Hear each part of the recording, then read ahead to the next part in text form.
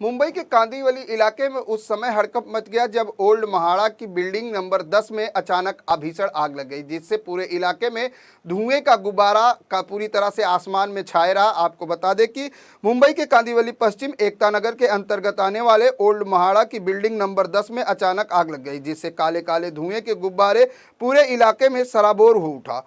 महाड़ा के building number 10 की पहली मंजिल पर स्थित मीटर रूम में ये आग लगी, जिसकी वजह से पहली मंजिल पर रहने वाले परिवारों को सांस लेने में दिक्कत आने लगी, जिससे कई लोग बेहोश हो गए।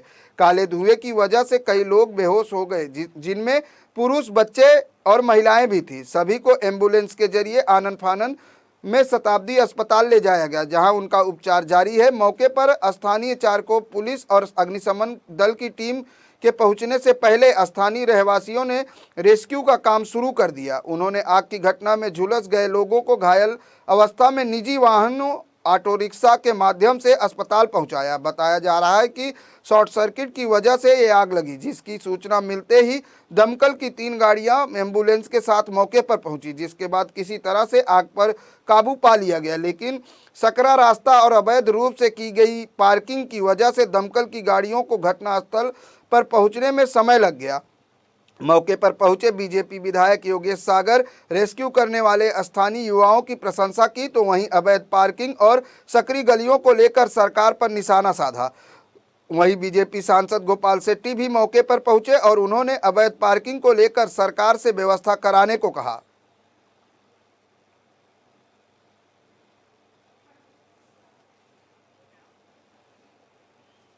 मैं यहाँ पर रहने वाले सभी युवाओं का, खास करके युवाओं ने, युवतियों ने, स्थानिक रहवासियों ने ये रेस्क्यू करने के लिए बहुत ज़्यादा एफर्ट्स किए। मैं कम से कम 1 घंटे भर से यहाँ हूँ, बहुत ही एफर्ट्स किए। फायर ब्रिगेड के लोगों को इतनी मदद की है, तो मैं उनका भी आभार व्यक्त करता हूँ कि जिनके माध्यम से ये रेस्क्यू ऑपरेशन अच्छी तरह पार पड़ा है। और दूसरी बात ऐसी है कि यहाँ पर जो लोगों ने मदद की है और इसके कारण कैजुअलिटी बिल्कुल हुई नहीं है, अभी तक तो बिल्कुल कैजुअलिटी न्यूज़ नहीं है। आगे क्या होगा पता नहीं है।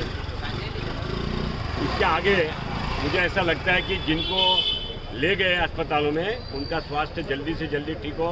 नज़दीक के सारे अस्पतालों के अंदर इन लोगों को ले गया है, उनके स्वास्थ्य ठीक होना चाहिए। इस प्रकार की मैं प्रार्थना करता हूँ। उसकी आवश्यक होगी वो मदद भी मैं जरूर करूँगा।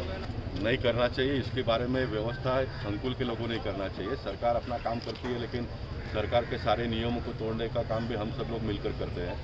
अब पार्किंग की अगर यहाँ पर व्यवस्था नहीं है तो सरकार का ज़मीन जहाँ पर खाली है वहाँ पर लोगों ने मिलकर कोई ना कोई एक व्यवस्था बनाना चाहिए। उसमें सांसद, नगर सेवक, विधायक के नाते जो भी हमको मदद करना वो हम लोग करेंगे।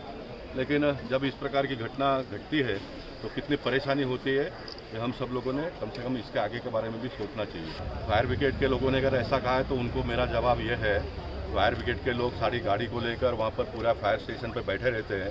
कभी कभी गाड़ी लेकर इस प्रकार से उन्होंने चक्कर भी मारने का काम करना चाहिए। इस प्रकार का प्रस्ताव मैंने ऑलरेडी दे दिया है। और ये ट्रैफिक पुलिस का ही काम नहीं है, ये इनका भी काम है।